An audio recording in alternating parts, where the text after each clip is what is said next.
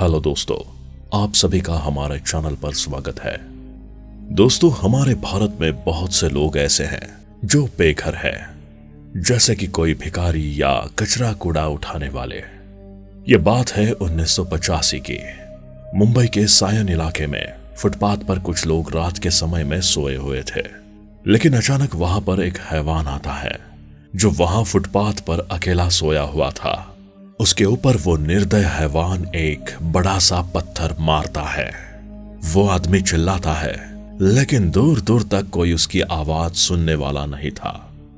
वो हैवान उस इंसान के सिर को पूरी तरह से कुचल देता है और उस आदमी की बेरहमी से हत्या कर देता है। मुंबई पुलिस घटनास्थल पर आती है और पता चलता है कि जिस आदमी को मारा गया वो एक फुटपाथ पर सोने वाला भिखारी था। ना ही उसका कोई परिवार था, ना ही कोई पुलिस के पास शिकायत करने वाला था, और पुलिस भी उस केस को ज्यादा सीरियसली नहीं लेती। लेकिन कुछ ही महीनों के बाद ऐसी ही दूसरी घटना होती है मुंबई के वही सायन इलाके में, और फुटपाथ पर सोने वाले एक आदमी की हत्या कर दी जाती है। हत्या करने का तरीका भी वही था, रात के समय में एक बड़े से पत्थर से सिर को कुचल देना, और उसके भी कोई आगे पीछे नहीं था। पुलिस वहां घटनास्थल पर आती तो है, लेकिन इस हत्या को भी पुलिस ज्यादा सीरियसली नहीं लेती, और ना ही पहली हत्या से इस केस को जोड़ पाती है। लेकिन दोस्तों, ये हत्या का सिलसिला वहीं रुका नहीं, और इस बार मुंबई के किंग्स सर्कल के फुटपाथ पर तीसरी हत्या हुई। तरीका भी वही, एक पत्थर से सिर को कुचल देना। फुटपाथ पर जो लोग सो रहे थे वही में से एक को निशाना बनाया जाता था। और दोस्तों, चौथी बार, पांचवी बार ऐसी ही हत्या पर हत्या होती गई। मुंबई के इन दोनों इलाकों में सायन और किंग्स सर्कल में लाश पर लाश मिलती गई। 1985 में पहली हत्या हुई थी और 1988 तक 12 हत्या हो गई। उस अनजान हत्यारे ने 3-4 साल से मुंबई पुलिस के नाक में दम कर रखा था।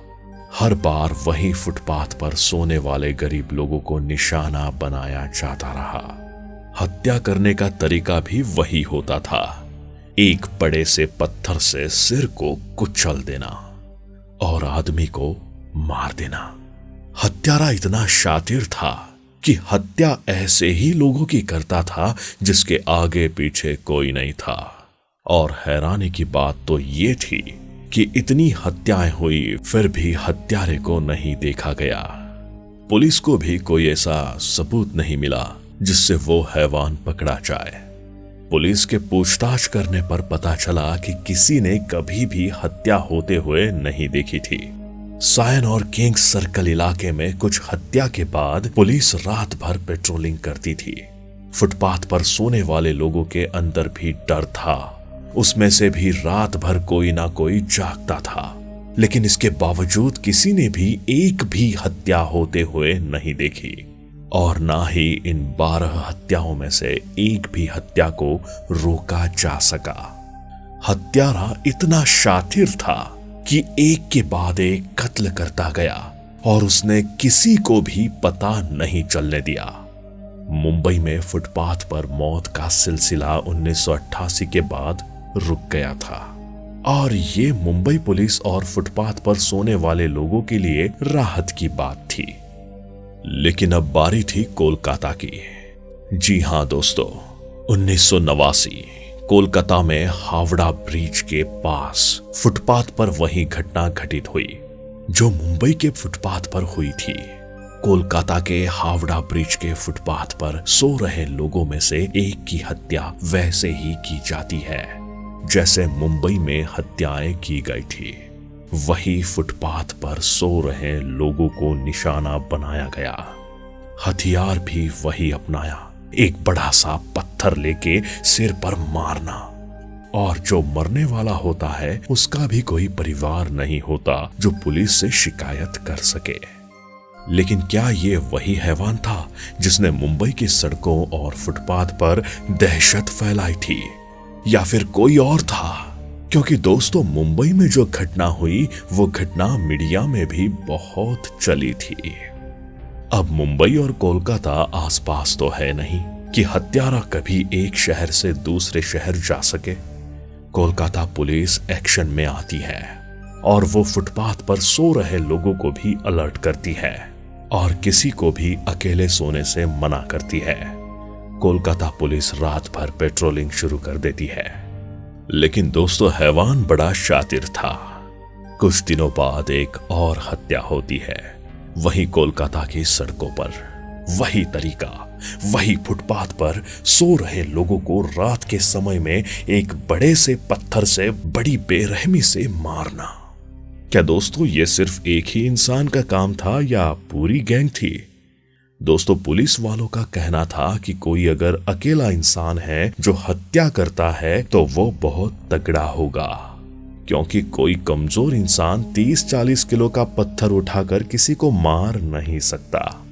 लेकिन पुलिस के पास कोई ऐसा सबूत नहीं था जिससे पता चले कि ये हत्याएं कौन कर रहा था। कुछ ही दिनों में कोलकाता की सड़कों पर तीसरी हत्या होती है।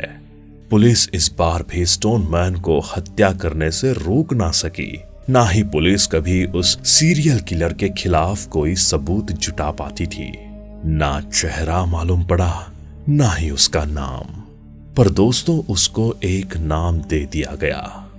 जी हां, कोलकाता में तीसरी हत्या के बाद एक इंग्लिश न्यूज़पेपर में एक आर्टिकल में छपा जिसमें उसका नाम स्टोनमैन लिखा हुआ आया और वहीं से उस सीरियल किलर को स्टोनमैन का नाम मिला। नाम तो दे दिया गया, लेकिन वो शख्स अभी तक नहीं मिला था। फिर कोलकाता में एक और हत्या होती है। कुछ दिन बाद फिर एक और हत्या होती और मुंबई की ही तरह कोलकाता में 13 हत्या होती है। बिल्कुल वैसे ही फुटपाथ पर कोई भिखारी सो रहा है, उसको बड़ी बेरहमी से सिर पर एक बड़ा सा पत्थर मारकर मार दिया जाता है। दोस्तों स्टोनमैन के अंदर कितनी क्रूरता होगी कि उसने किसी ऐसे इंसान को मारा जिसने उसका कुछ भी ना बिगाड़ा हो। जब वो क्रूर आदमी मारता होगा किसी इंसान को तो मरने वाला इंसान कितना चिल्लाता होगा, कितना वो लहूलुहान हो जाता होगा और कितना दर्द होता होगा उन बेचारों की जिनकी ये स्टोनमैन हत्याएं करता था। लेकिन स्टोनमैन हत्या पर हत्या करता गया। दोस्तों मुंबई और कोलकाता को मिला के कुछ 25 हत्याएं हुई थी। अगर किसी एक ही इंसान ने उस घिनौने काम को अंजाम दिया था तो सोचिए वो इंसान कितना निर्दय होगा। मुंबई पुलिस हो या कोलकाता पुलिस हो, स्टोनमैन नाम के सीरियल किलर के खिलाफ कोई सबूत मिला नहीं जिससे वो पकड़ा जाए। ना ही पुलिस इतनी हत्याएं हुई उनमें से एक भी हत्या को रोक सकी। और दोस्तों पुलिस के लिए भी ये केस थोड़ा मुश्किल था, क्योंकि जिस जिस की भी हत्या हुई उनका भी कोई ठिकाना नहीं था। कई वर्षों से वो लोग अलग अलग राज्यों में से आए थे और सड़कों पर जीवन बिता रहे थे। दोस्तों स्टोनमैन कौन था? क्यों फुटपाथ पर सो रहे लोगों की वो हत्या करता था? क्या स्टोनमैन सरफिरा इंसान था जो ऐसे कमजोर और बेसहारा लोगों को मारता था, या फिर फुटपाथ पर सोने वाले लोगों से उसे कोई ज्यादती दुश्मनी थी?